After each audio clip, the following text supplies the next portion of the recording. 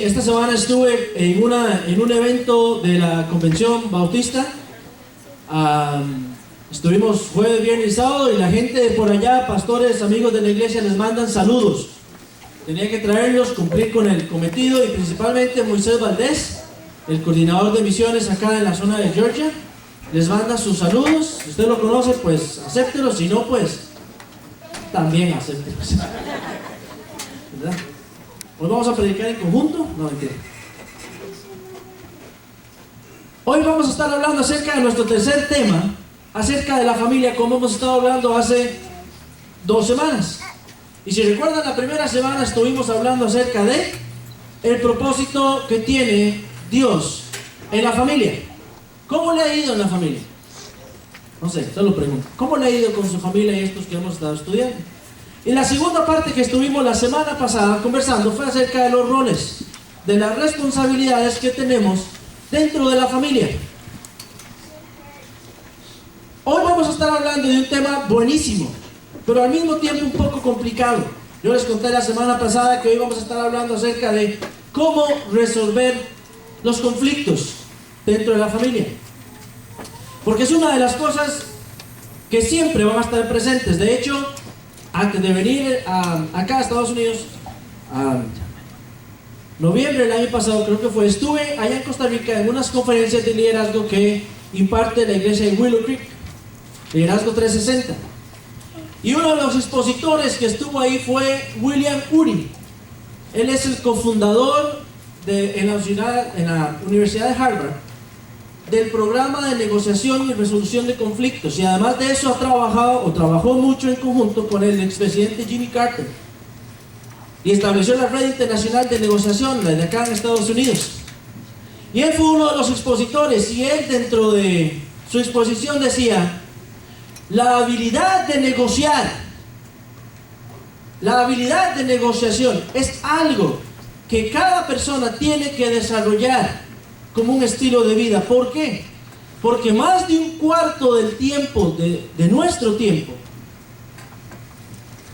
lo ocupamos en negociar, en ponernos de acuerdo con las demás personas, sea en la familia, con los hijos, con los papás, con los hermanos, con los tíos, en el trabajo, con nuestros padres, con los compradores, con los proveedores, los que tienen algún cierto cargo. Siempre estamos negociando. En la escuela, los muchachos, estamos negociando con los profesores, mucha tarea, ¿no? Sí. Siempre vamos a estar negociando. Así que hoy vamos a estar hablando acerca de cómo podemos resolver, a la luz de la palabra, usted y yo, en nuestra familia, los conflictos. ¿Por qué? Porque los conflictos siempre van a estar. Déjeme decirle qué son los conflictos. El conflicto ocurre cuando 2 o más valores, perspectivas u opiniones que son contradictorias se encuentran y no se pueden reconciliar. Viene del latín conflictus, que significa es el acto de enfrentar o chocar con. El conflicto es una de las cosas con las que siempre vamos a estar, y la idea es hoy, a la luz de la palabra, ver cómo podemos, como familias, resolver conflictos.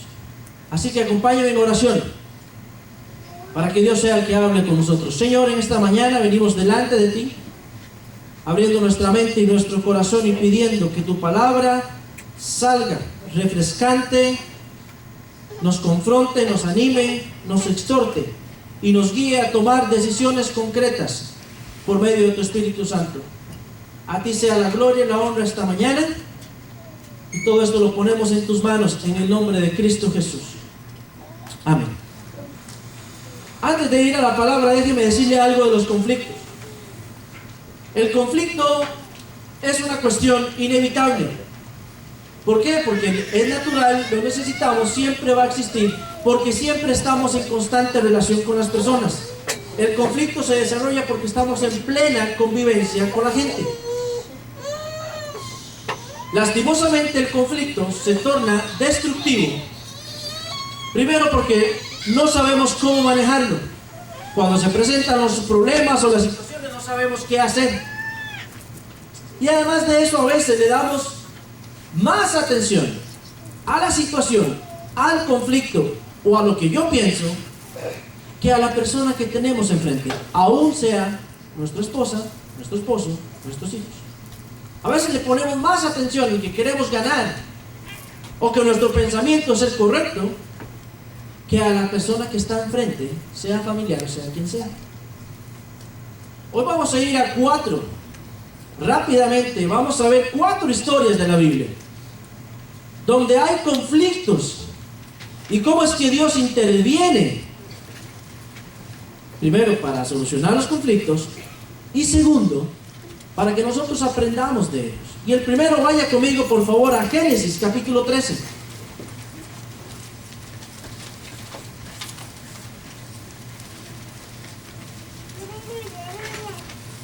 El primero del que vamos a hablar es de Abraham y Lot.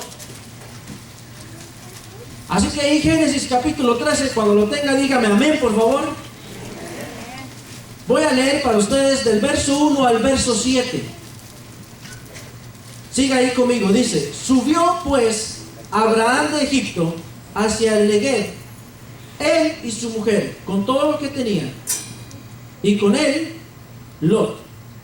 Y Abraham era riquísimo en ganado, en plata y en oro, y volvió por sus jornadas desde el Negev hasta el Betel, hasta el lugar donde había estado antes su tienda en Bet-El y Jaí, al lugar del altar que había hecho allí antes, e invocó allí Abraham el nombre de Jehová. También Lot, que andaba con Abraham, tenía ovejas, vacas y tiendas, y la tierra no era suficiente para que habitasen juntos, pues sus posesiones eran muchas, y no podían morar en el mismo lugar. Y hubo contienda entre los pastores del ganado de Abraham y los pastores del ganado de Lot, y el cananeo y el fereceo habitaban entonces en la tierra.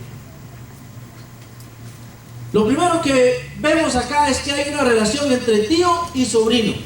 Deciden viajar juntos, emprender un viaje a una nueva ciudad, a un nuevo terreno, a un nuevo lugar donde iban a ir a habitar. Lo único es que este lugar, habla la Biblia, que era muy pequeño, y todos tenían muchas posesiones. Al final dice, al principio, dice que les va muy bien. Los dos son prósperos, los dos tienen riquezas, tienen oro, tienen ganado, van con su familia. La cosa como que al principio va muy bien. Cada uno tiene lo suyo. Pero el relato nos cuenta que empiezan a surgir los conflictos porque la tierra donde están habitando es muy pequeña. Tan pequeña que llega un momento en donde los pastores de cada uno empiezan quizá a discutir por su rebaño. Este es mío, este no es mío, mira, correte para allá, vos hacerte para acá, ¿por qué no te vas para allá? Ahora imaginemos esto. ¿Qué cantidad de ganado tenían en esa época y de reses y de todo para que la tierra que habitaran no les alcanzara? O sea, ¿cuántos ríos no habían para que unos fueran a tomar agua a un lado y fueran a tomar agua al otro? ¿Cuánto espacio no podía haber para que uno agarrara por un lado y otro para el otro, los pastores, cada quien a su lugar? El conflicto no se da, creo yo, por el lugar de la tierra. El conflicto se da por cuestión de intereses. Y entonces empiezan a pelear entre ellos, comienzan a tener conflictos, pero Abraham inmediatamente sale y dice, verso 8: entonces Abraham dijo a Lot: no hay ahora altercado entre nosotros dos, entre mis pastores y los tuyos, porque somos hermanos. Verso 9: ¿no está toda la tierra delante de ti? Yo te ruego que te apartes de mí. Si fueres a la mano izquierda, yo iré a la derecha. A la derecha. Y si tú vas a la derecha, yo iré a la izquierda. Y alzó los ojos, Lot, sus ojos, y vio toda la tierra, toda la llanura del Jordán, que toda ella era de riego, como el huerto de Jehová, como la tierra de Egipto, en la dirección de Zoar, antes que destruyese Jehová a Sodoma y Gomorra. Entonces dijo Lot: escogió para sí toda la llanura del Jordán y se fue Lot hacia el oriente y se apartaron el uno del otro. El cohabitar en familia a veces resulta difícil. Es complicado. Más si en nuestro núcleo familiar existen más que padre, madre, hijo, hija. Tal vez hay más hijos o tal vez hay más familiares que cohabitan con nosotros. ¿Por qué? Porque tenemos diferentes gustos. A uno les gustará el huevito con cebolla, a otros no les gusta con cebolla, a uno les gusta con tomate, etc. Eso para hablar de conflictos sencillos. Pero ustedes saben que las cosas se complican siempre estando en familia. Pero de esto podemos tomar 3 principios que usted puede ir conmigo ahí en el boletín con respecto al primer ejemplo. Y lo primero que le quiero decir es que a veces el conflicto no es malo. Quítese de la mente que el discutir o tener discrepancias con alguien es malo. Cada uno tiene derecho a pensar y tener su opinión. No necesariamente porque tengamos esta diferencia es que estamos en un error y es malo.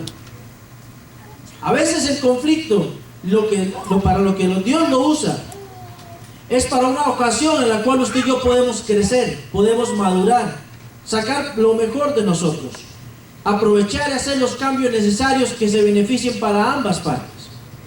El conflicto no solamente nos va a llevar siempre al pleito, depende como usted y yo lo veamos. Usted no ha escuchado este dicho, llenan un vaso por la mitad y le preguntan a la gente, ¿cómo está el vaso? Alguna va a decir, medio vacía. Entonces la gente dice, esta es la gente negativa, pero está viendo medio vacío. Hay otros que le dicen, está medio lleno, esa es la gente positiva, ¿verdad? Porque piensan que está medio lleno, pero hay que ponerle un poquito más. La cuestión es que en las opiniones y en las discusiones en familia siempre nos van a hacer crecer, madurar y buscar lo mejor para todos. El conflicto no simplemente es pelear, discutir, enojarse y no llegar a ningún acuerdo. Abraham y Lot tuvieron un desacuerdo. ¿Se pelearon? No. ¿El problema era grande? Pues sí. Pero inmediatamente Dios concilia la relación de ellos dos y le dice, ve, aquí la cosa es separándonos para que nos vaya bien.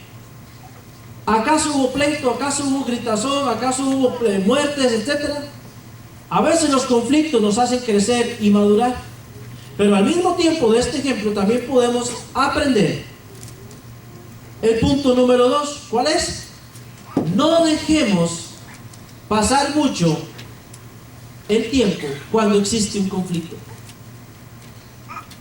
A veces dejar pasar el tiempo porque no sabemos cómo resolverlo, no sabemos cuándo intervenir y esperamos demasiado a que pase el tiempo para la solución del conflicto, se hace más fuerte.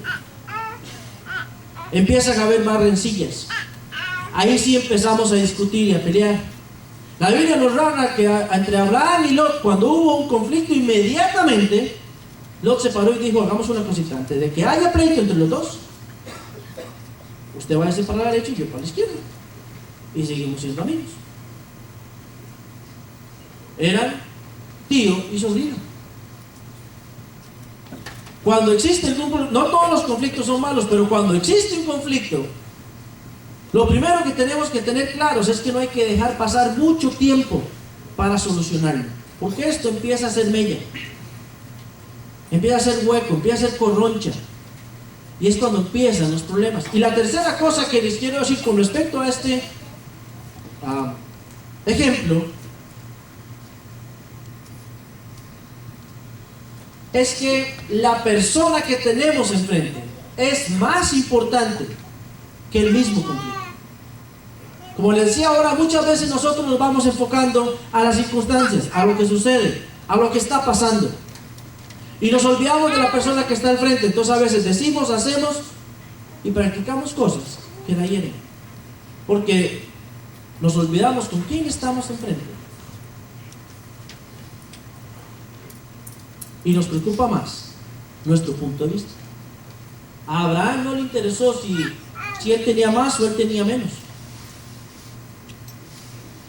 Si él tenía que quedarse y el otro era el que tenía que irse. Entre él no hubo esa diferencia de poderes, aunque él era el mayor. Él siempre dijo: busquemos una solución para los dos. Aquí separémonos, vaya usted a la derecha y yo a la izquierda y tranquilos. A él le interesó el bienestar del otro. No le interesó si las vacas de él y las ovejas y los carneros tenían más espacio o no. Sabía que buscando el bienestar del otro, él iba a ser beneficiado. En el conflicto, lo primero que tenemos que buscar es la seguridad y el bienestar de la persona que tenemos enfrente. Yo sé que usted ya en este momento está pensando en algo, hay algo en su mente que le está diciendo, ¿verdad? Vaya conmigo al segundo ejemplo, Génesis 16, 2 hojas más adelante. En este primer caso que vimos, el conflicto no dura mucho, se arregla fácil y se separan amigablemente. Ambas partes están perfectamente conformes con la solución. Pero vayamos al segundo ejemplo. El segundo ejemplo es Sara y Agar. Vaya conmigo y lea el 16, capítulo 16, 1 al 5. Dice así: Sarai, mujer de Abraham, no le daba hijos. Ella tenía una sierva egipcia que se llamaba Agar. Dijo entonces Sarai a Abraham: ya ves que Jehová me ha hecho estéril, te ruego pues que te llegues a mi sierva, quizás tendré hijos de ella. Y atendió Abraham el ruego de Sarai, y Sarai, mujer de Abraham, tomó a Agar, mujer de Abraham, tomó a Agar, su sierva egipcia, al cabo de 10 años que había habitado Abraham en la tierra de Canaán, y la dio por mujer a Abraham, su marido. Vamos a leer hasta ahí. Sarai se da cuenta que ella no puede tener hijos. Aunque versos atrás había prometido Dios descendencia y que iba a multiplicar la descendencia de Abraham, ella no lo piensa así. De hecho, si usted lee un poco más la historia, que lo invito a que lo haga en su casa, ella, cuando el ángel de Dios le habla a Abraham, ella se ríe y dice: ¿cómo yo de 90 y pico de años voy a tener un hijo? En esta durez de corazón, ella busca meter el hombro a Dios. Como yo no puedo darle descendencia a Abraham como Dios quiere, entonces lo que voy a hacer es que lo voy a dar a mi sierva, para que tenga hijos con ella y así de verdad tenga la descendencia que tiene. Le dice la esclava. Pero en el momento en que Ismael, el hijo de Agar, nace, por supuesto era el único y era el primogénito, ¿qué privilegios iba a tener? Los que ella misma le había cedido. Era el hijo, era el primogénito, era el único que había por ahí jugando con carritos y todo eso. Era los ojos de Abraham. Pues por supuesto iba a tener privilegios. ¿Y qué pasa con Sarai? Empieza a tener celos, empieza a tener envidia. Y entonces dice en el verso 5, Sarai dijo a Abraham: mi afrenta sea sobre ti, yo te di a mi sierva por mujer, y viéndose encinta me mira con desprecio. Juzga, Jehová, entre tú y yo. Y entonces comienza a haber diferencias entre ellos dos. Lo que pasa es que aquí hay una diferencia con Abraham y Lot. Aquí sí hay una organización de poder. Aquí sí hay una diferencia de poder. Una es la sierva, la esclava, y la otra es la dueña. Entonces Abraham, pero de primer paso, le dice: pues es su sierva, es su esclava, haga usted lo que quiera. Y entonces Agar escucha eso y ¿qué dice? Aquí, antes de que me hagan algo, me voy. Y huye de la casa de Abraham. Agar se va y en el desierto le encuentra un ángel y le dice: hágame el favor, Agar, y se me sujeta a su sierva. No le han hecho nada, devuélvase donde está y sujétese a ella, que de Ismael yo haré una gran nación, le dice Dios. No te preocupes, pero devuélvase y sujétese. Por supuesto, cuando se devuelve, empiezan otra vez los problemas. ¿Por qué? Porque la situación es difícil y Isaac todavía no venía. Y la cosa es difícil.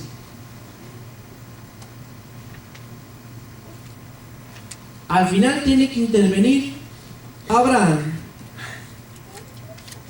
y decirle: Agar, ahora considero que ya aquí no estamos contentos, por favor, va a tomar sus cositas, aquí tiene platica, pancito, y que Dios me la bendiga y me acompañe.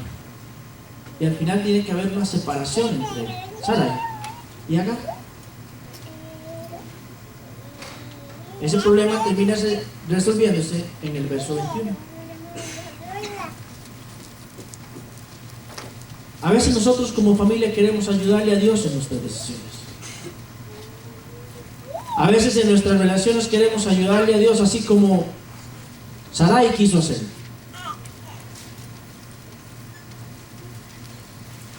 Y nos olvidamos de lo que Dios nos ha dicho, de las promesas que tiene, y tratamos de encontrar soluciones nosotros. Y es más bien cuando terminamos haciendo todo lo contrario que debimos haber hecho. Pero ¿qué podemos aprender de este ejemplo para arreglar los conflictos, usted y yo? Número 1, el conflicto, muchas veces existe un tiempo para que se arregle. No siempre se arregla de la noche a la mañana. Nosotros como seres humanos buscamos respuestas microondas, 30 segundos y ya está listo. A veces el arreglar conflictos lleva tiempo. Y el desesperarnos y el querer arreglar las cosas rápido y a tiempo, lo que hacen más bien es empeorar la situación.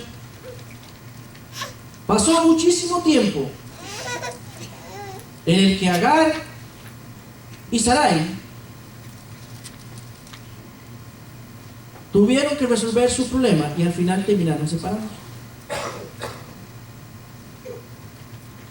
El resolver conflictos muchas veces conlleva tiempo y tenemos que estar dispuestos a desarrollarse, a tener paciencia, esperar en Dios.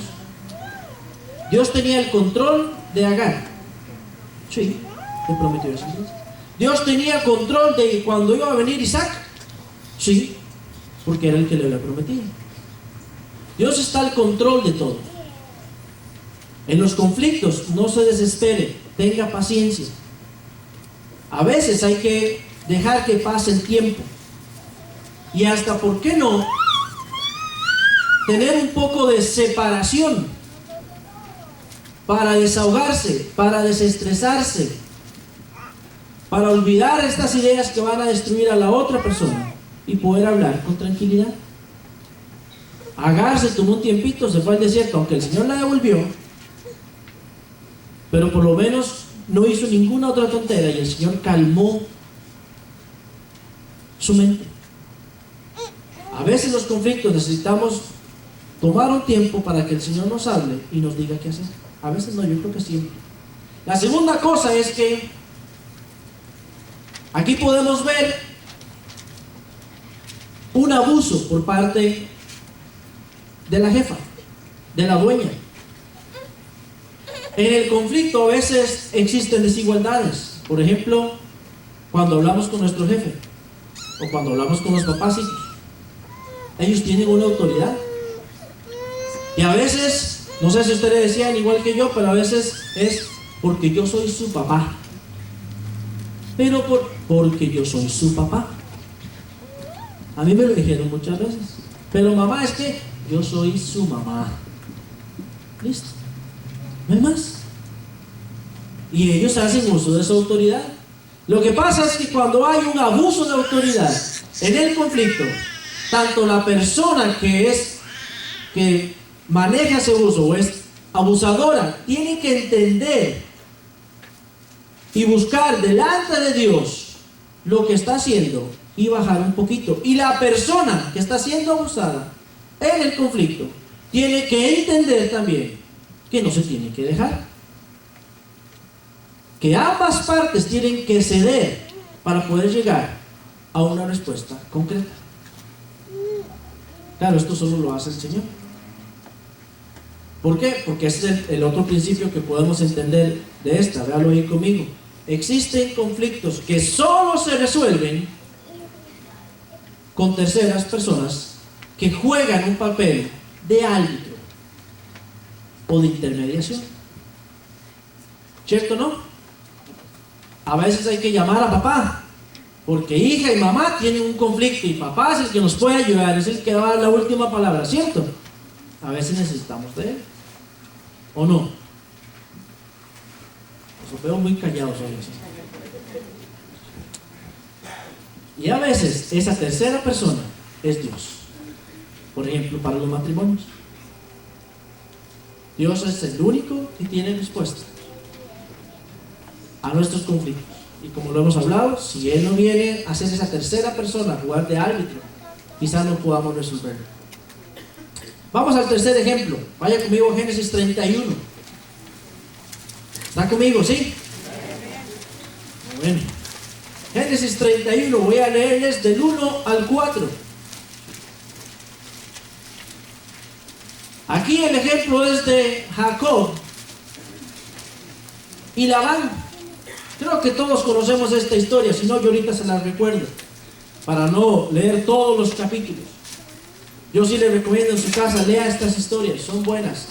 Tienen muchos principios en los cuales podemos atesorar en nuestro corazón. Dice así el verso 1: y oía Jacob las palabras de los hijos de Labán, que decían: Jacob ha tomado todo lo que era de nuestro padre, y de lo que era de nuestro padre ha adquirido toda esta riqueza.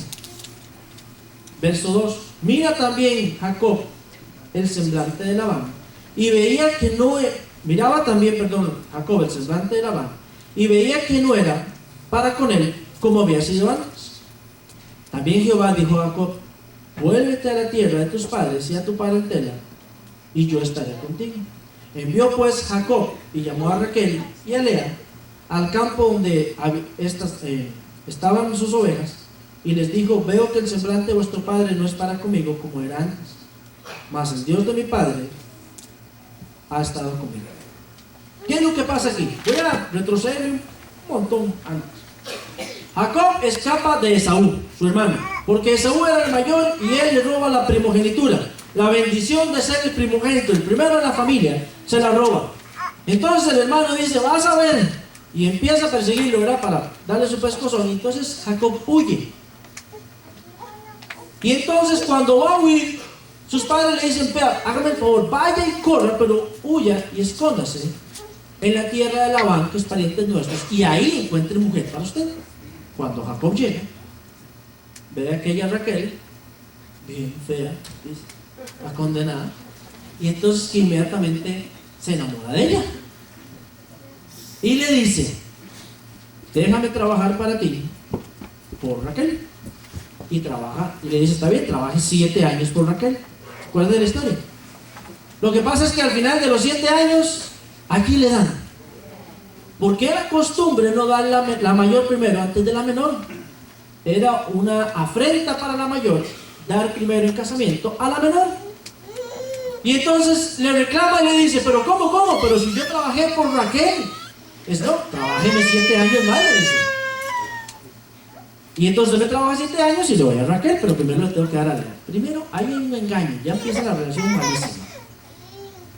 Trabajaste 7 años engañado.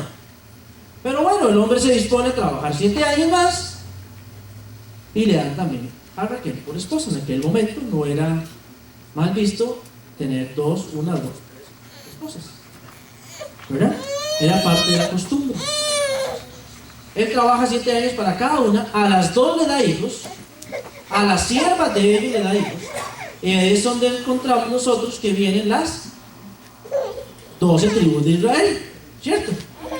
Y entonces la cosa, pues bueno, ya como que se solucionó, trabajando 7 años, el hombre lo perdonó y listo, iban caminando de lo más bien, tranquilos.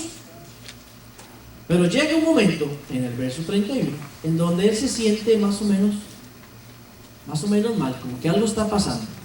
¿Por qué es que está pasando esto? La cuestión es que primero no lo deja irse en el capítulo 30, cuando Jacob le dice a Labán: yo ya quiero irme, quiero llevarme mis esposas, mis bienes, mis hijos, y tomar yo casa y hacer yo mi vida por allá. Entonces Labán le dice, no, no, no te vayas. La verdad es que yo he encontrado mucha bendición desde que llegaste. Dios me ha bendecido porque tú has estado aquí. Entonces quédese, por favor, déjeme pagarle un salario y usted se queda conmigo.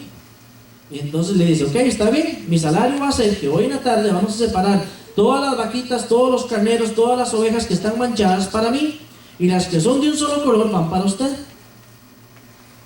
Pero entonces ahí se empiezan a hacer trampa también. Claro, entonces Labán dice, sí, entonces agarra aquellas que están mejorcitas, más gorditas, más hermosas, más bellas, y le las da a sus criados y le dice, váyanlas por allá. Si te vi no me acuerdo, regresen en 10 días. Para que cuando llegue a hacer la separación de bienes, no encuentre esas mejores. Pero, como Dios está con Jacob, le da ideas, porque él era ganadero. Entonces, él sabe cómo reproducir y obtener para su bien las más fuertes, las más hermosas, las más bonitas. Y entonces la cuestión es que durante ese tiempo que estaban haciendo la repartición, Labán veía que le iba mal, que el hombre sabía cómo hacer el cruce. Y entonces le empieza a cambiar hasta 10 veces las negociaciones. No, no, ahora las mías van a ser las manchaditas, le decía. Y las suyas van a ser las de un solo color. Ok, está bien. Entonces el otro llegaba y manipulaba otra vez. No, no, no, no. Ahora más bien, las suyas van a ser las manchaditas y las mías van a ser las de un solo color. Y se lo cambió hasta 10 veces, que eso a Jacob lo tuvo hasta aquí. Y entonces empieza a escuchar a los hijos de Labán que empiezan a decir, para mí que este está haciendo trampa. Y él oye donde le dicen, este está haciendo trampa. Este, no sé cómo está haciendo ni qué está haciendo, pero está haciendo fraude. Entonces, como escucha eso, el hombre dice, ya oí una vez, me fue bien, voy a seguir con la segunda. Le dice a su esposa, a sus hijos, vengan, háganse para acá, agarren todito, que patitas, ¿para qué te quiero? Y nos vamos. Y se escapan. Pero en eso a Raquel se le ocurre una gran idiota, ¿verdad? Y es agarrar los ídolos de Labán y esconderlos y llevárselos. La historia es grandísima, por eso les digo que la lean, yo se la estoy resumiendo. Cuando ya llevaban 3 días de camino, a Labán le dicen se fueron. Así, sin permiso ni nada, agarraron sus cosas y se fueron. Y Labán dice, ¿cómo así? Y agarró a sus hombres, agarró a todo el mundo y los alcanzó al 7º día. Y cuando los alcanza le dice, hey Jacob, ¿cómo estás? Hey Labán, ¿cómo estás? Así como, ¿qué haces aquí? Le dice, ¿qué te hice yo para que te fueras? Y el otro le dice, ¿qué te hice yo para que me persigas? Se la devuelve. Entonces le dice, pudiste haberte ido, no importa, pero no me dejaste despedirte de mis hijas, ni de mis nietos, ni de mi familia. Además de eso, como si fuera poco, le dice, te llevaste mis ídolos. ¿Cómo? La cuestión es que Labán empieza a revisar tienda por tienda, lugar por maleta, y no encuentra nada. Porque Raquel agarra los ídolos, los mete debajo de la montura del caballo y se sienta. Y le dice a Labán, estoy en mi periodo de mujer, por eso no me levanto. Discúlpeme que no me levante, señor mío. Y con todos los ídolos ahí atrás, escondidos. ¿Verdad? Ahí las relaciones están rotas, estamos viendo. La cuestión es que entonces, como no llegan a un acuerdo, vamos a ver si... Verso 31:6.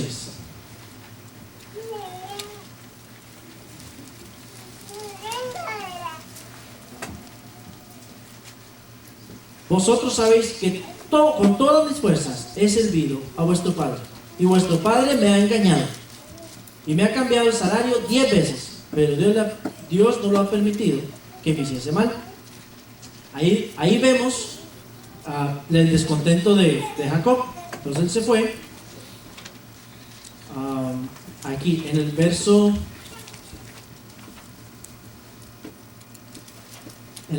37, 36. Entonces Jacob se enojó y riñó con Labán Y respondió Jacob y le dijo a Labán: ¿qué transgresión es la mía? ¿Cuál es mi pecado para que con tanto ardor hayas venido en mi persecución? Pues ¿qué has buscado entre mis cosas? ¿Has hallado todos los enseres de tu casa? Ponlos aquí adelante y que de mis hermanos y de los tuyos, y juzguen entre nosotros. La cuestión es que no encuentran nada. Y al final, lo que deciden es hacer un pacto. Agarran unas piedras, las juntan, comen, llaman a los que están alrededor y les dicen: a partir de ahora, hagamos un pacto. Ni usted se mete conmigo, ni yo me meto con usted. Y si nos volvemos a topar, nos saludamos como si nada. ¿Le parece? Borrón y cuenta nueva. Y Jacob le dice: trato hecho. Como en Costa Rica antes, el trato de señal era arrancarse un pelo del bigote. Yo no hubiera podido cerrar ningún trato. Los dos agarraron un pelo del bigote y hacen ¡da! Y se lo cambian, trato hecho. Y no les digo cuál era el otro porque da asco. Se escupían la mano y se daban la mano. Trato hecho, y así solucionan el problema. ¿Qué es lo que pasa? Esto pasa también en nuestras familias, y es lo que trae el no resolver a tiempo los conflictos.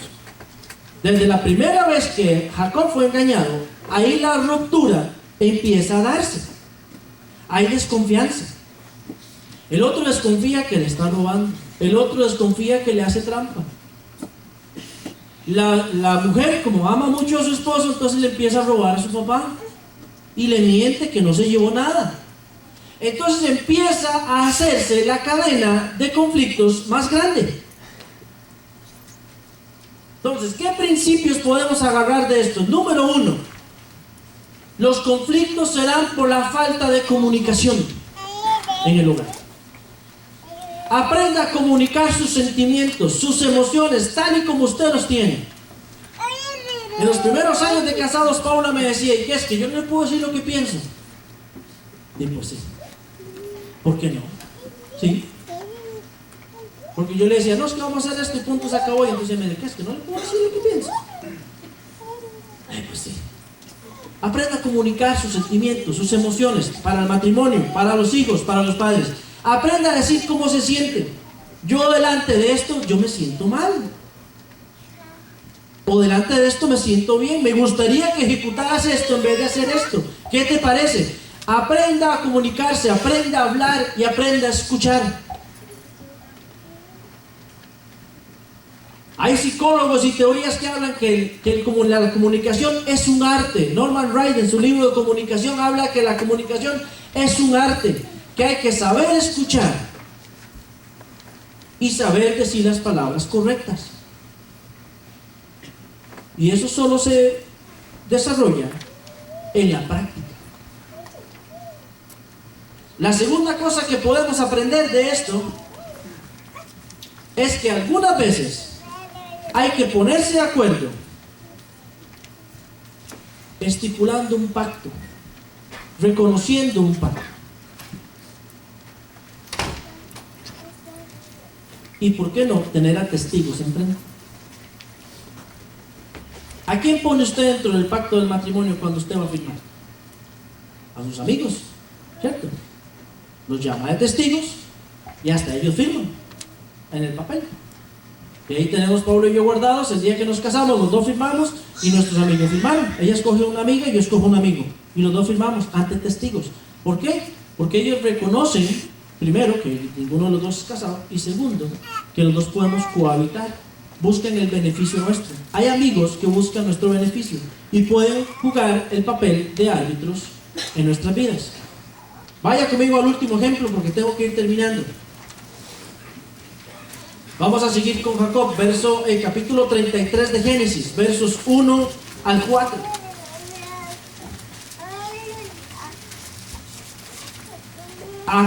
Dice el verso 1: alcanzando Jacob sus ojos, miró, y he aquí venía Esaú, y a los 400 hombres con él.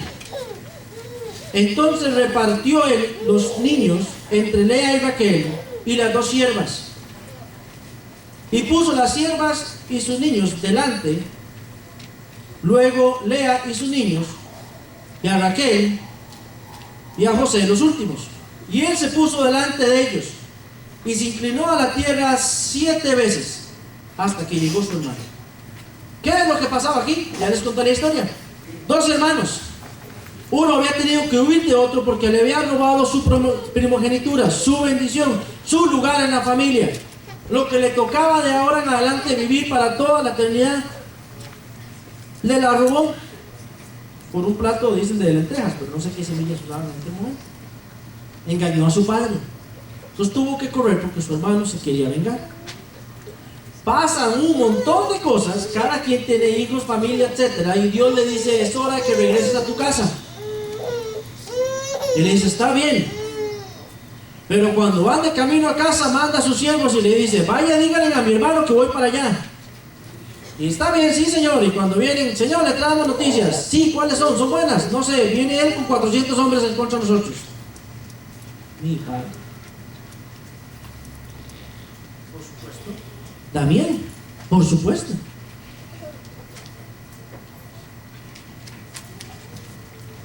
La historia dice que los siervos regresan con malas noticias.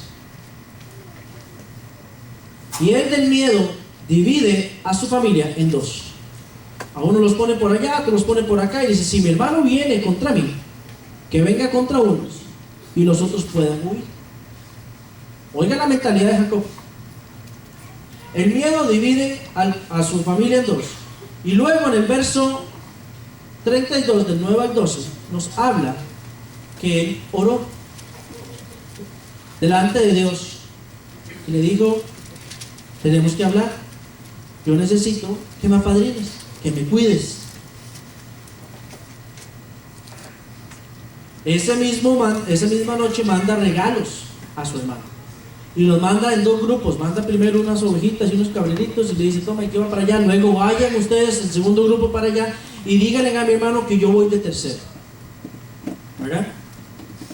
Pero antes de esa noche es cuando pelea con el ángel. Un ángel le visita para darle instrucciones delante de Dios y él se pelea. Él se pelea porque no lo quiere dejar ir hasta que lo bendiga. Yo quiero que me bendigas. Y al amanecer, cuando ya habían discutido bastante, peleado, no sé si en realidad lo agarraba, quién sabe qué le hacía, la Biblia no especifica mucho eso. Lo que sí dice es que para que lo soltara, le tocó la cadera y por eso queda blanquito, ¿verdad? Y después de esa madrugada pasa esto. Viene Saúl con 400 hombres a toparse con él, y cuando se baja, saca su espada, la pone en el cuello del otro y le dice: vas a morir, ¿cierto? ¿Han leído la historia? No.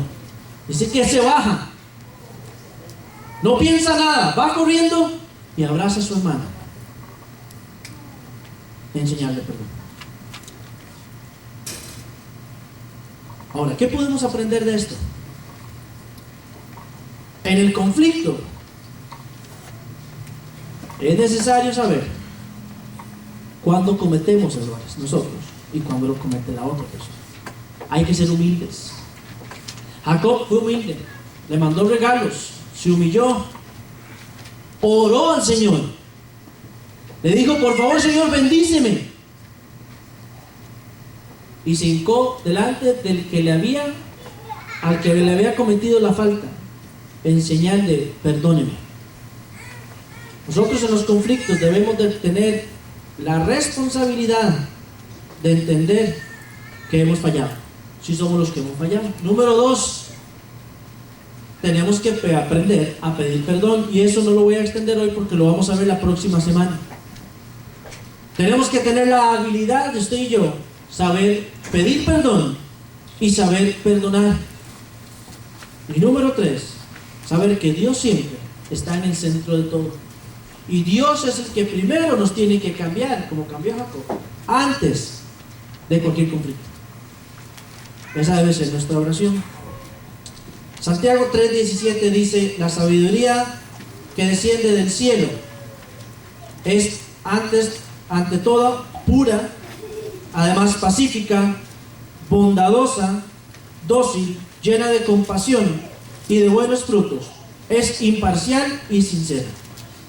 Existe una definición, para terminar, que hablan los profesionales,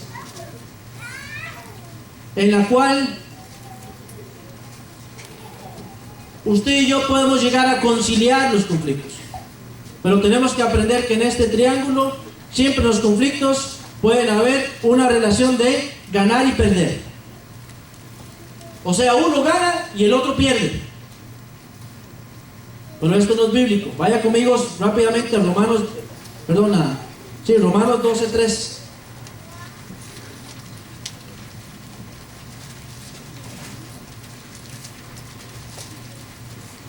¿Lo tiene? ¿Lo tiene? Dice así: digo pues, por la gracia que me es dada a cada cual que está entre vosotros, que no tenga más alto concepto de sí que el que debe tener, sino que piense de sí con cordura, conforme a la medida de la fe que Dios repartió a cada uno. El hecho de ganar a alguien y perder a alguien, eso no es resolver un conflicto. Eso es abuso.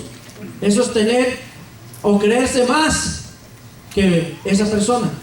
Pero esta teoría también dice que existe otra cosa, que también dice que es perder.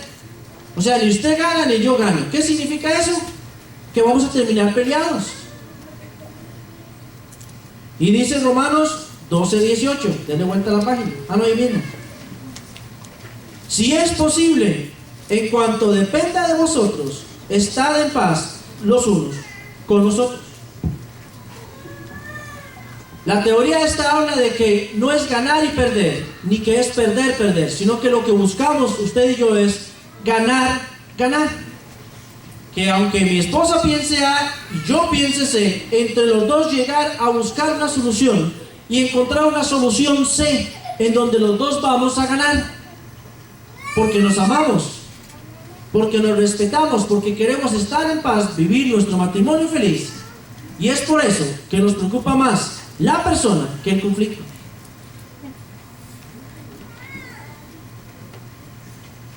Déjeme terminarle con algo.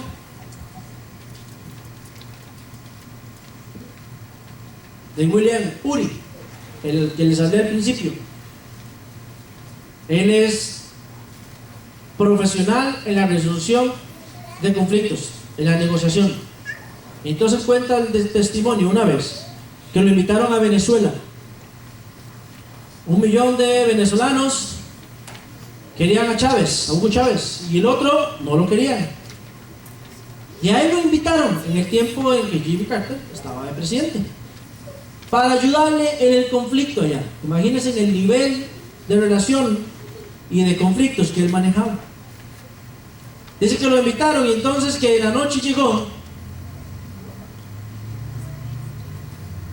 y que llegó a las 9 en el Palacio Real a la entrevista con el expresidente Hugo Chávez, y que hasta las 12 de la noche él se molestó en atender, y a las 12 salió y le dijo: William, ¿cómo ves la cosa?, le dice Chávez. Y dice que William solo le respondió: pues la cosa va bien, como para introducir el tema. Pero ahí le cortó la conversación y dice que Hugo Chávez empezó a gritar: ¿cómo vas a hacer que está bien, que eso va bien, esto va mal, la mitad del pueblo no me quiere? Y que empezó a gritarle un montón de cosas a alguien que había llegado para ayudar, que él mismo había contactado. Dice que él en su mente viajó muchas cosas. Le grito igual, me voy de aquí, dejo que se despedacen, o me quedo tranquilo, espero que él hable. Y mientras Hugo Chávez le gritaba, él iba pensando. Dice que a la media hora dejó de gritar, de reclamar, y terminó con la frase diciendo: pero decime entonces, William, ¿qué debo hacer?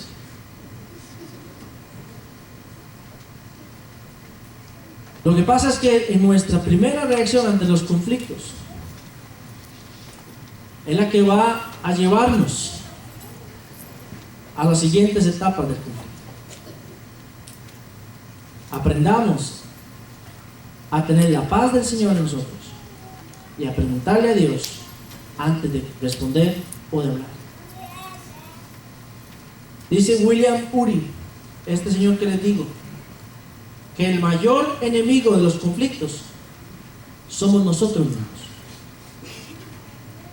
Porque hablamos antes de actuar. Pero nosotros tenemos el dominio propio, el poder de no reaccionar, sino dejar que Dios nos guíe. En nosotros está el buscar esto. Pongámonos de pie, por favor.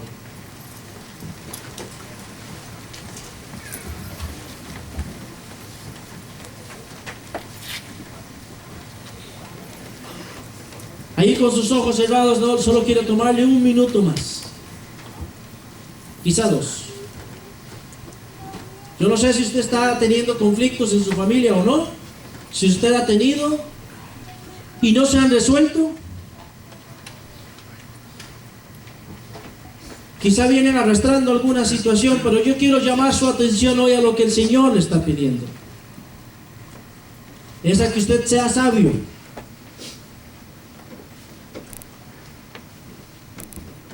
Y a que usted hoy mismo tome decisiones concretas.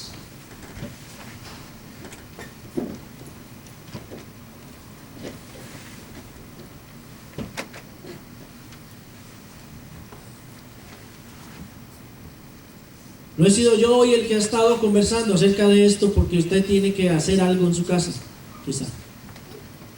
Estoy seguro que ha sido el Señor el que está llamando a que usted haga algo con el conflicto o la situación que usted tiene. La palabra de Dios fue dada a nosotros para ver sus lindas promesas, para entender los favores de Dios y para guiarnos en él. Pero al mismo tiempo para exhortarnos, para llamarnos la atención y enderezar nuestro camino. ¿Qué vas a hacer? Usted tiene 2 opciones. Puede salir de aquí igual, sin tomar ninguna decisión, o hoy mismo puede tomar la decisión de, con estos ejemplos, decir: yo quiero solucionar los problemas en casa.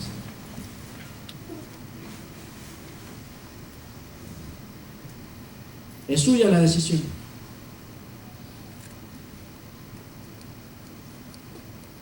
Pero antes de que usted se vaya, yo quiero orar por usted, para que su corazón pueda atesorar estos principios. Pero antes de orar, quiero darle la oportunidad, si en esta mañana hay alguien que quizá no entiende la totalidad de lo que es buscar al Señor, buscar su voluntad, seguir sus pasos, porque no le conoce como su Salvador y su Señor, yo quiero decirte que hoy es la mañana en la que Dios te está invitando a ti también a volver sus ojos a Él. ¿Qué significa esto?